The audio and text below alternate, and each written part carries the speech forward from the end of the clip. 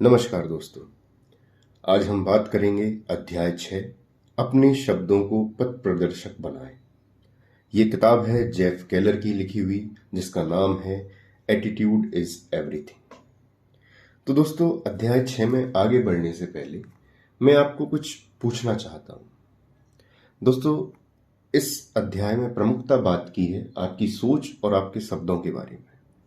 तो अगर मैं आपसे अभी पूछूं, क्या कभी आपने खुद से किसी भी कार्य को करने से पहले कहा है कि मैं ये नहीं कर सकता?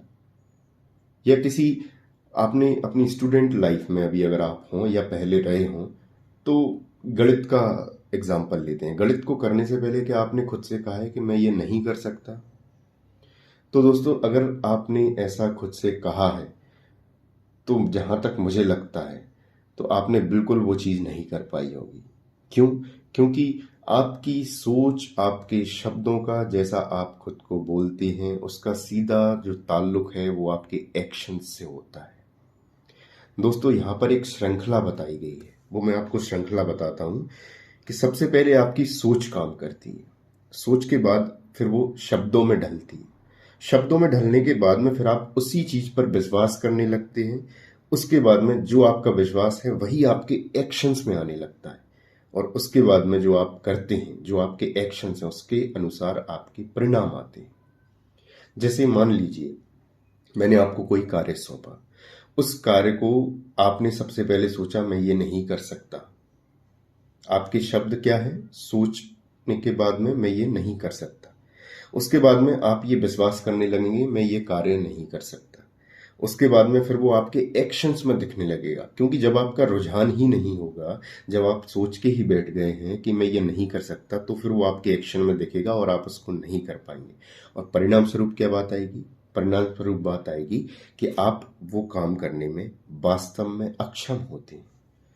तो दोस्तों, अध्याय 6 का जो मूल सिद्धांत है वो है आपकी सोच। आपके सफल बनने और ना बनने के पीछे सिर्फ और सिर्फ आपकी सोच महत्वपूर्ण है। यदि आप सोचते हैं कि मुझे सफल होना है तो आप होंगे। यदि आप सोच लेते हैं कि मैं सफल नहीं हो पाऊंगा तो आप नहीं हो पाएंगे। तो दोस्तों, इसी सोच के और शब्दों के और आपके विश्वास के पीछे कुछ चीजें हैं जिनको महत्वपूर्ण बताया जा रहा है। वो है कि रिश्ते और नातों में ये सोच किस प्रकार से इफेक्ट करती है। तो रिश्ते नातों में बताते हैं कि क्या आप इस तरह की बातें करते हैं कि सभी सुयोग्य लड़के लड़कियों के संबंध तय हो चुके हैं? आप ऐसे सोचते हैं? या फिर लोग हमेशा मेरा फायदा उठाते हैं? आप ऐसा सोचते हैं? जितने भी रिलेटिव्स हैं आपके, वो आपका फायदा उठाते हैं। यदि आप ऐसा करते हैं तो आप दुखी संबंधों के लिए अपनी प्रोग्रामिंग कर रहे हैं। यदि आप ऐसा सोच के बैठे हैं, आपका दिमाग आपके द्वारा बोले गए हर शब्द को सुनता है और उसे सही साबित करने में जुट जाता है। उपर्युक्त उदाहरणों के संदर्भों में देखें तो आपका दिमाग इस बात का ध्यान रखेगा कि आप केवल उन्हीं लोगों के प्रति आकर्षित हों जो आपको निराश करें या आपका फायदा उठाएं। क्या आप सही चाहते हैं? क्या आप यही चाहते हैं? यदि नहीं, तो ऐसे नकारात्मक वक्तव्य दोहराने और फलस्वरूप अपने दिमाग को उस पर ध्यान केंद्रित करने से बचें। और दूसरी बात होती है दोस्तों, आपकी जो सोच इफेक्ट करती है वो आपके फाइनेंस, आपके वित्त, आपकी कमाई का जरिए को भी बहुत इफेक्ट करती है। क्या आपने कभी ध्यान दिया है कि आप अपनी वर्तमान आर्थिक स्थिति और भविष्य की संभावनाओं के बारे में नियमित तौर पर किस तरह के शब्दों का प्रयोग करते हैं? जैसे कि मैं हमेशा कर्जे में डूबा रहता हूँ, मेरी आर्थिक स्थिति बहुत खराब है, मेरी बिक्री नहीं हो रही है, जैसे कथन आपके विरुद्ध काम करते हैं। अच्छा होगा कि आप ऐसी भाषा चुनें जो आपकी समृद्धि और बेहतर आर्थिक स्थिति को दृढ़ करने वाली साबित हो। बेशक ऐसा नहीं हो सकता कि आपके बोलने का ढंग बदलकर आप कुछ ही दिनों में बेशुमार दौलत हासिल कर लो, लेकिन बाहरी स्थितियां तभी बदल सकती हैं जब आपके विचारों में बदलाव आए। अतः अपनी भाषा सुधारना पहला महत्वपूर्ण कदम है। फिर तीसरी जो महत्वपूर्ण चीज है दोस्तों, वो है आपका करियर। यदि मैं आपसे पूछूं कि अगले 5-10 सालों में आपको अपने करियर में क्या संभावनाएं नजर आती हैं, तो आपकी क्या प्रतिक्रिया होगी?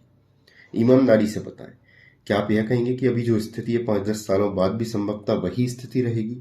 या आप मुझे बताएंगे आप स्वयं को हाल ही स्थिति से एक बेहतर, अधिक चुनौतीपूर्ण और बढ़े हुए वेतन वाले पद पर देखते हैं?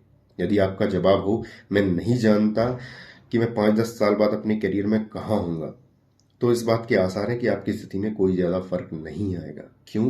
क्योंकि आप सोच कर बैठ गए हैं। आपकी भाषा आपकी दिशाहीनता तथा दूरदर्शिता के अभाव की ओर इंगित करती है। इसके विपरीत यदि आपका एक स्पष्ट लक्ष्य हो और आप ये सोच कर बैठे हैं कि मुझे 5-10 साल में बहुत अच्छी जगह काम करना है, बहुत अच्छा पैसा कमाना है, तो बेशक आप वहाँ पर पहुँच जाएंगे। और दोस्तों, और ये सोच आपकी जो सबसे आखिरी और सबसे महत्वपूर्ण चीज को प्रभावित करती है वो होती है आपका स्वास्थ्य। आप ध्यान दीजिए, कभी आप अगर सुबह उठे और सुबह उठने के बाद में यदि आपने एकदम से कुछ खा लिया पी लिया और आपने ये महसूस करना चालू कर दिया कि यार मेरा सर दर्द कर रहा है, मेरे स्वास्थ्य में कुछ गड़बड़ी है, तो आपका दिन भर वैसा ही जाएगा। क्यों? क्योंकि आपने वैसा सोच लिया है। आप कई मायनों में आपकी सोच बहुत इफेक्ट करती है। यदि आप ये सोचकर बैठ जाएं कि मैं बहुत बीमार हूँ, स्वयं को आप ऐसा फील करने लगें मैं गर्म हो रहा हूँ, बहुत बीमार हूँ, और दूसरों को भी आप उसी तरीके से अगर बताना चालू कर दें, तो मेरा यकीन मानिए दोस्तों, आप वैसा फील करना चालू कर देंगे और आप वास्तव में हो जाएंगे। इसलिए आपकी सोच बहुत महत्वपूर्ण है। हमेशा हमेशा अपनी सोच में सकारात्मक चीज़ों का प्रयोग करें। हमेशा ये ना बोलें कि मैं नहीं कर सकता, हमेशा ये बोलें कि मैं कर सकता हूँ। तो दोस्तों, मैं उम्मीद करता हूँ कि आपको कहीं ना कहीं ये ऑडियो बुक्स फ़ायदेमंद बिल्कुल हो रही होंगी, और मुझे आप कमेंट और लाइक और सब्सक्राइब कर कर ज़रूर सूचित करें कि आपको ये ऑडियो बुक्स कैसी लग रही हैं। और उसके बाद में फिर आपसे मुलाकात होगी नेक्स्ट चैप्टर 7 में। तब तक के लिए bye bye, take care, thank you very much for listening.